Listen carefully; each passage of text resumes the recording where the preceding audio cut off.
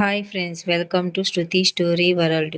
ఈరోజు కథ వచ్చేసి రాక్షస ప్రేమ పార్ట్ 5. స్నేహ మాట్లాడేటప్పుడు ఎలాంటి శ్రద్ధ పెట్టదు. స్నేహ తన తండ్రి స్వరం విన్నది. ఆమె కళ్ళల్లో కొద్దిగా చెమ్మగిల్లింది.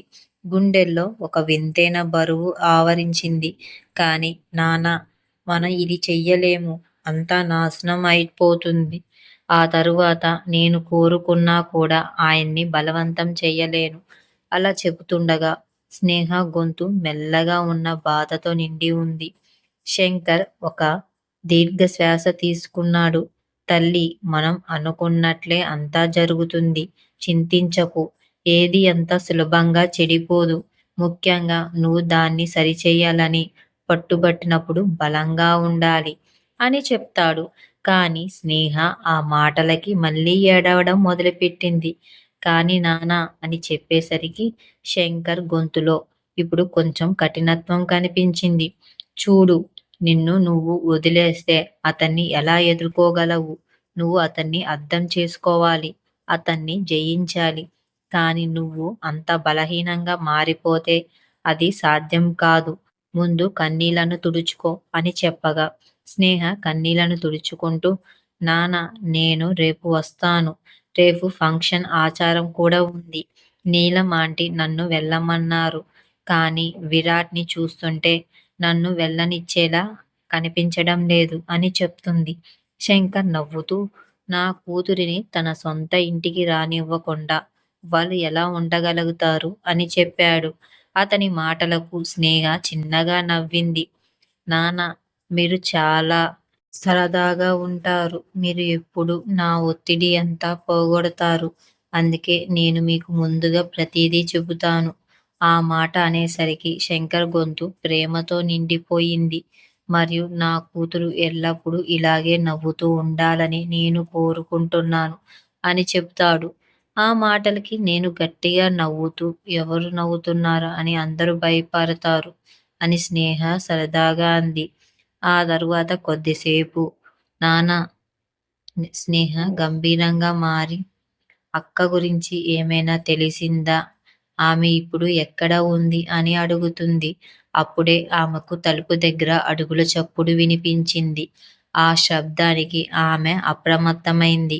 నాన్న, మీతో తర్వాత మాట్లాడతాను అని చెప్పి ఆమె కాల్ కట్ చేసింది. ఆమె నెమ్మదిగా బయటకు నడిచి చుట్టూ చూసింది.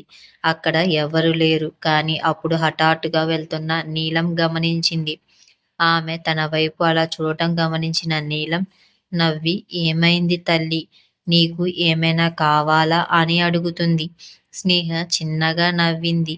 లేదు ఆంటీ, నేను దాన్ని ఊరికే చూస్తున్నాను అని చెప్తుంది.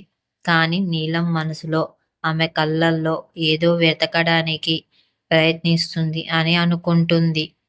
ఆ తరువాత నీలం స్నేహతో నువ్వు ఎవరి కోసం ఎదురు చూస్తుంటే ఆ విషయాన్ని బహిరంగ చెప్పవచ్చు అని చెప్పింది. ఆ మాటలకి స్నేహ సిగ్గుపడింది. లేదాంటీ, అలాంటిది ఏమీ లేదు. నీలం ప్రేమగా ఇలా చెప్పింది. సరే చెప్పు, ఏమైనా తిన్నావా లేదా? ఆగు, నీకోసం ఏదైనా తీసుకువస్తాను. ఇలాగే ఉంటే నీరసంగా ఉంటావు. అలా మాట్లాడి వెళ్ళిపోతుండగా స్నేహ ఏదైనా చెప్పేలోపే ఆమె వెళ్ళిపోయింది. అందరూ విరాట్ రాక కోసం ఆతృతంగా ఎదురు చూస్తున్నారు. కానీ అతను వచ్చే సూచనలేమీ కనిపించలేదు. రాత్రి కోసం విరాట్ రాక కోసం ఎదురు చూస్తున్నారు. రాత్రి పడగానే విందు ఏర్పాటు మొదలయ్యాయి. ఇల్లంతా సందడిగా ఉంది. విరాట్ కావాలనే ఆఫీస్ నుండి ఆలస్యంగా తిరిగి వచ్చాడు.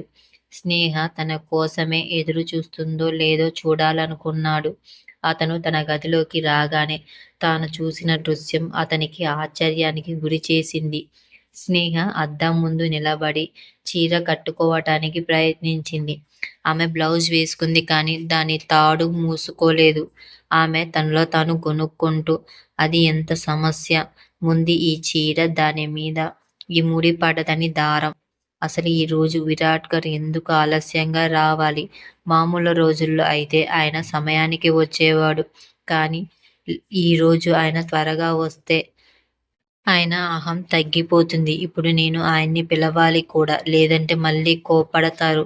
అయినా సరే నేను ఏమైనా అంటే నన్ను వెంటనే తినేస్తారన్నట్టు చూస్తారు. విరాట్ బొమ్మ దగ్గర నిలబడి చిరునవ్వుతో చల్లని స్వరంతో అన్నాడు. అంటే నేను ఎప్పుడు కోపంగా ఉంటాను అన్నమాట. నాకు కోపం ఎక్కువ. కానీ అని అడుగుతాడు. అతని గొంతు వినగానే స్నేహ కంగారు పడుతుంది. ఆమె వెనక్కి తిరిగి వెళ్ళిపోతుండగా విరాట్ ఆమె చేతిని పట్టుకున్నాడు. అతని పట్టు బలంగా ఉంది. స్నేహ ఇప్పుడు నువ్వు చెప్పినది మళ్ళీ చెప్పు. నేను ఎలా ఉన్నాను అని అడుగుతాడు. స్నేహ గుండె వేగంగా కొట్టుకోవడం మొదలైంది. ఆమె తన చేతితో తనను తాను విడిపించుకోవటానికి ప్రయత్నించింది. ఆమె ప్రయత్నాన్ని చూసి విరాట్ చిరునవ్వు నవ్వి ఏమైంది? ఇప్పుడు ఏ శబ్దము చేయలేకపోతున్నావా? అని అన్నాడు. స్నేహ మెల్లగా అంది. నేను వెళ్ళాలి.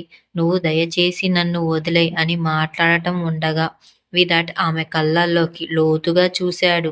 నిన్ను పట్టుకున్నాక ఇప్పుడు నిన్ను ఎలా వదిలిపెట్టగలను? కానీ అతను తన చేతులను వెనక్కి చాచి తాడును పట్టుకొని ఆమె వీపుపై తన వేళ్లతో సున్నితంగా నిమిరాడు. స్నేహకి ఒక నుదునపు తగిలినట్లు అనిపించింది. ఆమె శ్వాస వేగంగా మారింది.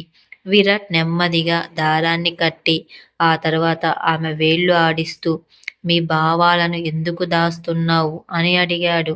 స్నేహ కళ్ళు కిందికి దించుకొని ఉన్నాయి.